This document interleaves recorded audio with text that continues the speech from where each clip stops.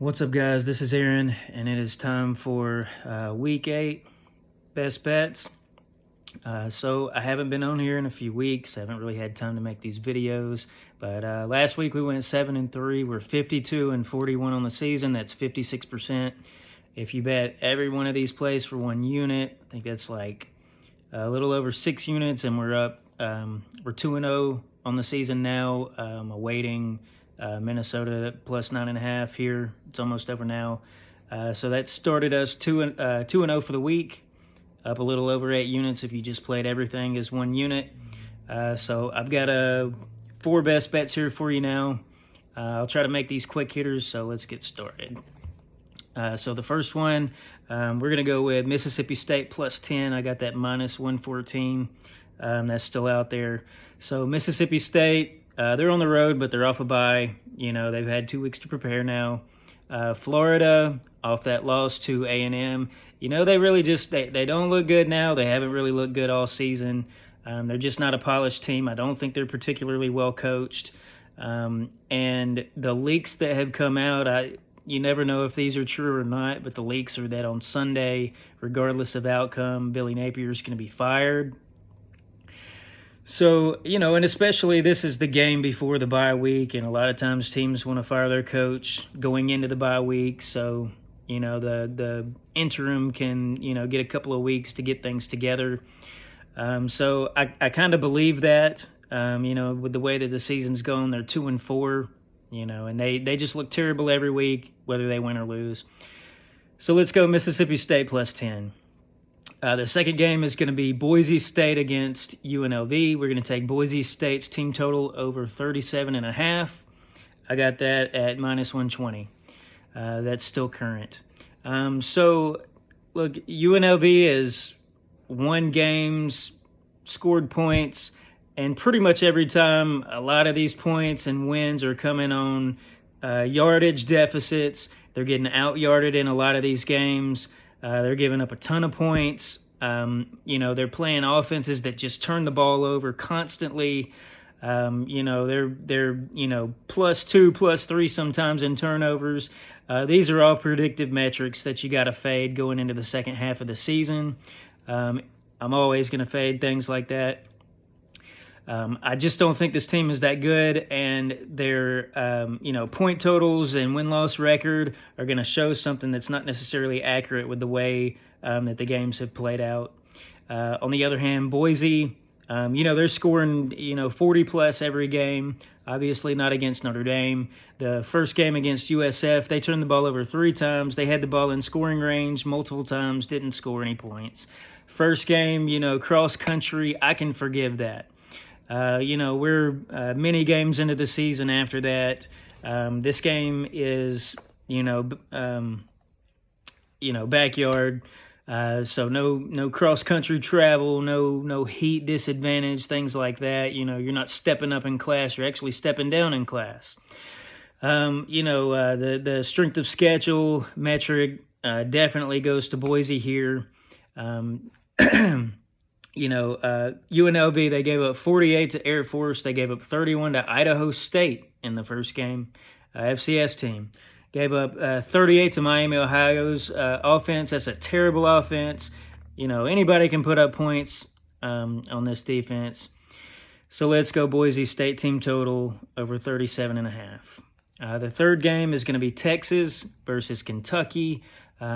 Texas going on the road here. We're going to take their team total under 28.5. I got that at minus 125. And this one's easy. I mean, we've seen that Texas offense looks really rough. Quarterback play is not that great. They got a couple of offensive linemen that, you know, kind of get turned around and getting bullied out there, giving up pressures. Haven't been able to run the ball particularly well. They're coming off a wonderful, for them, rivalry win against Oklahoma. That's a big win for them. That always matters. And now you got to go on the road after, you know, I guess it was in Dallas, so not really much of a road game, but now you're going for the second time away from home. Kentucky's had 2 weeks to prepare for the game. This is one of those spots where Mark Stoops tends to have, with 2 weeks to prepare, some strong defensive play, maybe something up his sleeve. They're not a good team. They're not going to score a lot of points. It's probably going to be a low-scoring game, so it's not like I expect Texas to need points. They can probably score 20 and win. So let's go under 28.5 for their team total. The last one is actually going to be a 2-team money line parlay.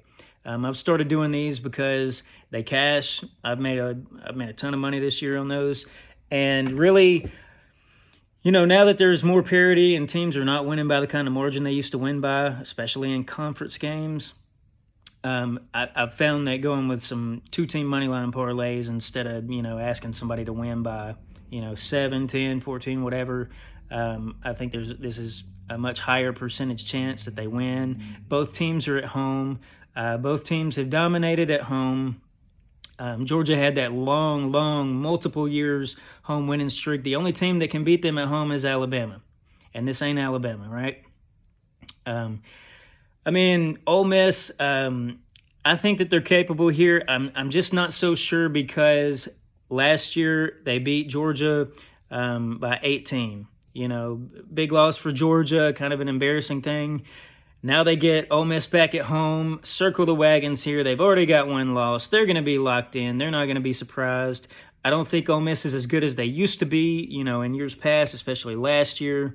They're still rolling out a really good quarterback, but he is a Division II quarterback. At some point against a good defense, that's probably going to show up. So Georgia money line is the first half.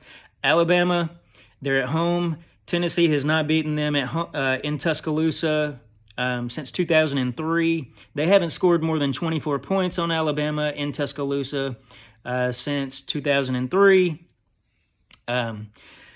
So I think that even though Alabama has played some really tough, some really tight games lately, some people are going to look at that and say, well, this could be like a little bit of a letdown after that, but this is at home in a super, super rivalry game. This might be like their biggest rivalry game, especially to the fans. It's going to be rocking. It's a 7 p.m. game. It's not an early game. I think Alabama will be ready here, and, certainly, Alabama plays bend but don't break on defense, but Tennessee, they really get beat on defense sometimes. They've given up plenty of points. They could have lost to Mississippi State on the road. It's a bottom-level SEC team. Arkansas had something for them that was in Knoxville where you should definitely dominate that game. Almost lost, gave up points, gave up yards. So I think that as well as Alabama's offense is rolling right now, I think Jam Miller's going to play. I do think that Alabama's just going to be able to outscore them. I like the -8, but let's just go money line in the second half of the parlay, make that safe. So Alabama, Georgia, I got that at -121. I'd play that up to like -135, maybe even -140, just smaller there. So that's 4 for you this week, guys.